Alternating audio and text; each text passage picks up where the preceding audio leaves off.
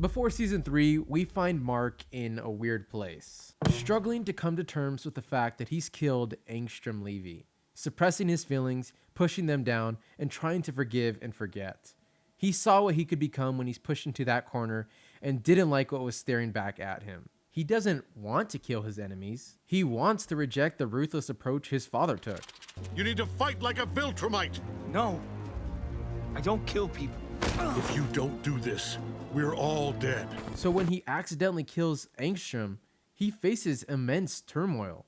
Did he have to kill Angstrom, or in that split second, did he lose control and become everything he feared? You see, Mark is still naive at this point. Sure, he's a strong hero, the world's greatest, but even he knows that in the soon-to-becoming Viltrum invasion, he needs to defend Earth with a little more violence than he's used to.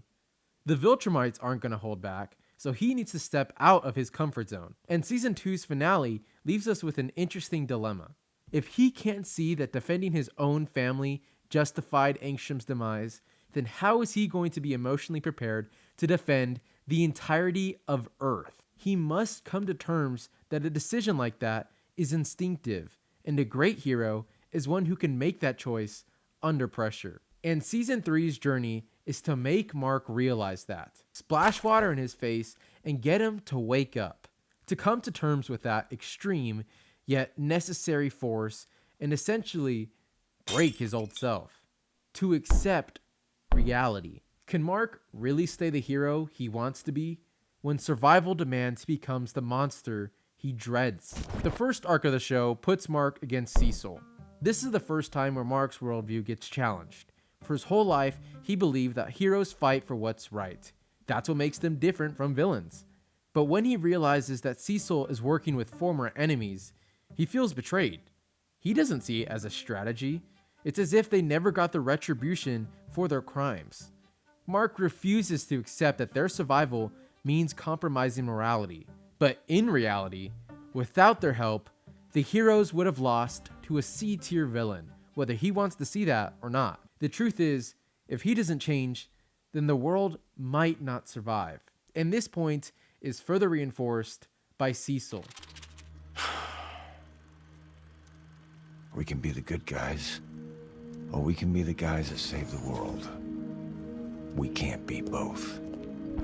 Except he's still refusing to accept that point. Still denying that sometimes it isn't always black and white, and sometimes to protect others, you have to go the extra mile. It's clear it'll take more than Cecil to convince him otherwise. In the next arc, Mark must confront Oliver for the death of the Mallet twins. A tragic, unnecessary, horrendous crime of two innocent, beloved characters.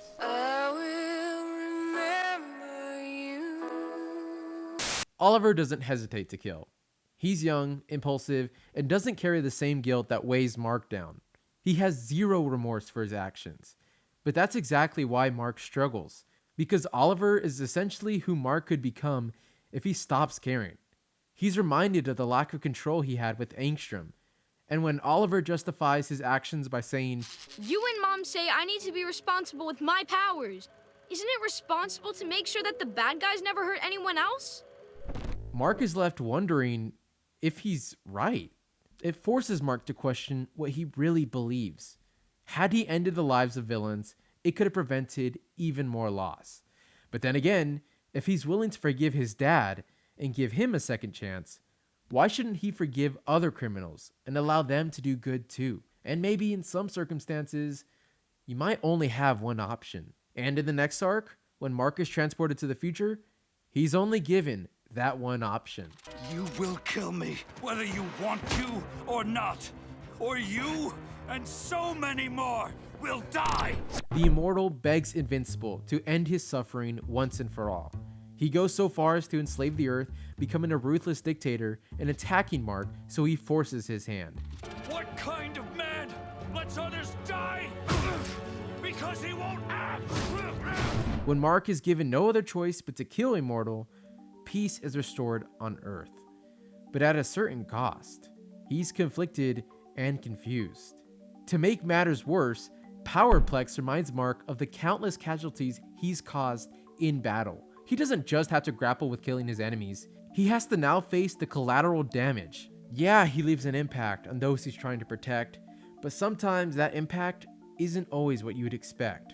We see people grieving over events that he was directly involved in, and how despite his attempt to stop Omni-Man and help, they still hate him for the damage he indirectly caused. These are just some of the 2,341 people who were murdered here by Omni-Man and his son. Invincible! The Invincible War, in the very next episode, continues to not only tarnish his name, but completely destroy the trust people of Earth had placed in him. This is how you do a multiverse story. One that's somewhat contained, still offers that what-if perspective, but also at its core serves a purpose. And its purpose is evidently to serve as the second to last straw for Mark. Push him closer to that edge and make the choices he was too afraid to do. And we see he was more than willing to end Angstrom once and for all, out of pure anger for what he had done. You've given me no choice. However, he got away. But the damage had already been done. The world was now afraid of Invincible. His name is tarnished. He seemingly lost control, and before he could even process the previous events, Stand ready for my arrival, worm.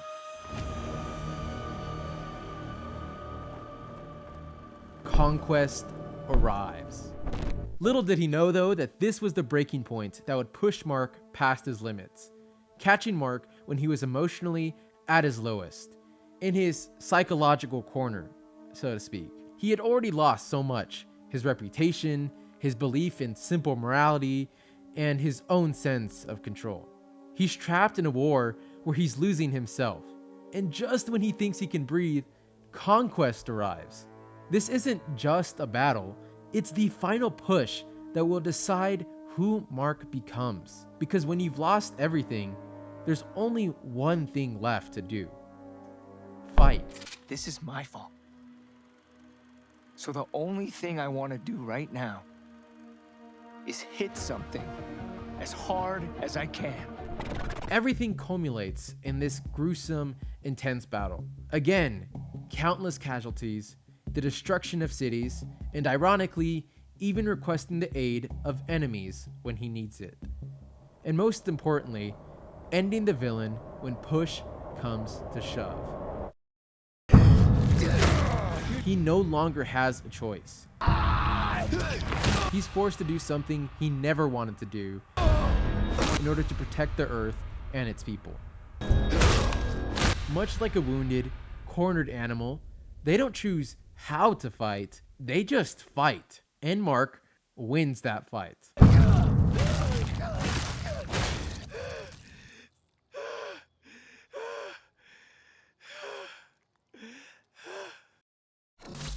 Despite Conquest surviving, the point remains that Mark was pushed to his breaking point. After this event, he understands that sometimes you're not given any other choice. So if anyone else ever puts my family or anyone I love at risk, I won't hesitate to kill them. And we're left wondering if that decision is coming from mental fortitude or a lack of control. I mean, if it weren't for his relationships, he'd truly be lost at this point. He's gone through so much guilt, trauma, and loss that he would just lose himself in the end. He'd become just like the other Invincibles we saw, if not for his mom, Eve, despite their relationship kind of being rushed, Oliver, and a couple other of his friends. Yeah, he was a fraud at some points throughout the season, but with everything he was going through, you could kind of understand. He's grappling with complex issues like ending lives, dealing with casualties, and working with others who you disagree with on so many levels. It's a lot, and a lot happens in the season. A multiverse episode, a look into the future, a snooze fest episode, and an epic fight that stole all of the animation's budget. But everything he faced is to make him a more mature, great hero and leader. And that's where we leave Season 3, with the new, mature Invincible hardened by the events. We'll see what becomes of him. if he's really the grown hero and leader we thought he'd be, or perhaps a completely unrecognizable character lost in his own trauma. What do you guys think? This was a phenomenal season and great addition to the show. It seems like everything is finally going to come together and pick up the pace. Subscribe for more, it'll really help out, and thanks for watching. I've been